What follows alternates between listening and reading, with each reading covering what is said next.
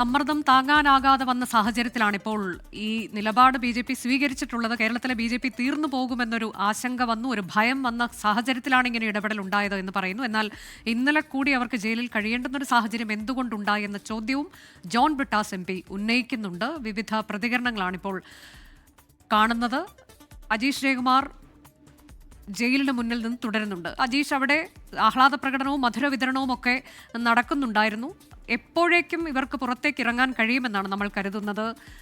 8 മണി വരെയൊക്കെ അവിടെ അത്തരത്തിലേക്ക് ജയിലിന് പുറത്തേക്ക് ഇറങ്ങാൻ കഴിയുമെന്നതാണല്ലോ. അപ്പോൾ അങ്ങനെയെങ്കിൽ 2 മണിക്കൂർ കൊണ്ട് ഈ ഉത്തരവ് കോടതിയിൽ നിന്ന് ഇങ്ങോട്ടേക്ക് എത്തിക്കുക, അതിനുശേഷം മറ്റ് നടപടിക്രമങ്ങൾ പൂർത്തിയാക്കി ഇന്ന് തന്നെ പുറത്തിറങ്ങുമോ? 99% അതിന് സാധ്യതയുണ്ട് നേരത്തെ അഭിഭാഷകൻ പറയുന്നുണ്ടായിരുന്നു.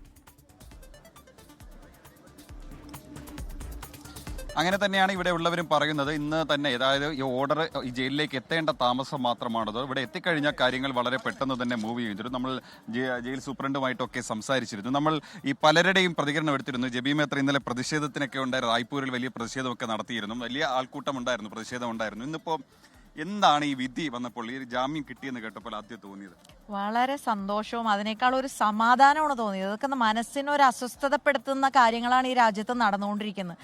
തിരുവസ്ത്രം അണിഞ്ഞുകൊണ്ട് ജയിലിൽ ജീവിതം തന്നെ സമർപ്പിച്ച സഹോദരിമാർ, സിസ്റ്റർമാർ കാരാഗൃഹത്തിൽ കഴിയുക എന്ന് പറയുമ്പോൾ നമുക്കൊന്നും അത് അംഗീകരിക്കാനോ ചിന്തിക്കാനോ കഴിയാത്ത കാര്യമാണ്.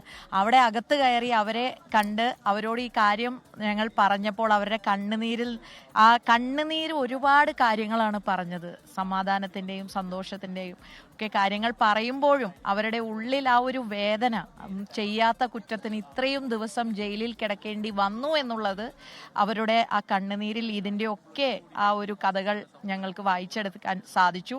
ഏതായാലും ഇപ്പോൾ ഇതൊരു സന്തോഷത്തിന്റെ മുഹൂർത്തം തന്നെയാണ്. പക്ഷേ ഇതിനൊക്കെ സാഹചര്യം ഒരുക്കിയ ബജ്രംഗ് ദളും BJPയുടെ ഇരട്ട മുഖമൊക്കെ ജനങ്ങൾക്ക് വ്യക്തമായിരിക്കുന്ന സാഹചര്യം കൂടിയാണ് ഇത് എന്നുള്ളത് കൂടി പറയാൻ ആഗ്രഹിക്കുകയാണ്. സന്തോഷമാണ് പങ്കുവച്ചത് MP ജബീ മേത്തർ. ഇപ്പോൾ LDFന്റെ പ്രതിനിധികളടക്കം ഇവിടെ ഈ ജയിലിന്റെ പരിസരത്തുണ്ട്. ഇനി നമുക്ക് കാത്തിരിക്കുന്നത് ഇവരുടെ ഈ ഗേറ്റ് തുറന്ന്, ഈ കാരാഗൃഹത്തിന്റെ ഈ ജയിലിന്റെ കവാടം തുറന്ന് ഈ കന്യാസ്ത്രീകൾ പുറത്തു വരുന്ന ആ നിമിഷത്തിന് വേണ്ടിയിട്ടാണ്. അതുവരെ ഈ പ്രതിനിധികളൊക്കെ തന്നെ ഇവിടെ തുടരുമെന്നാണ് അറിയിച്ചിട്ടുള്ളത്.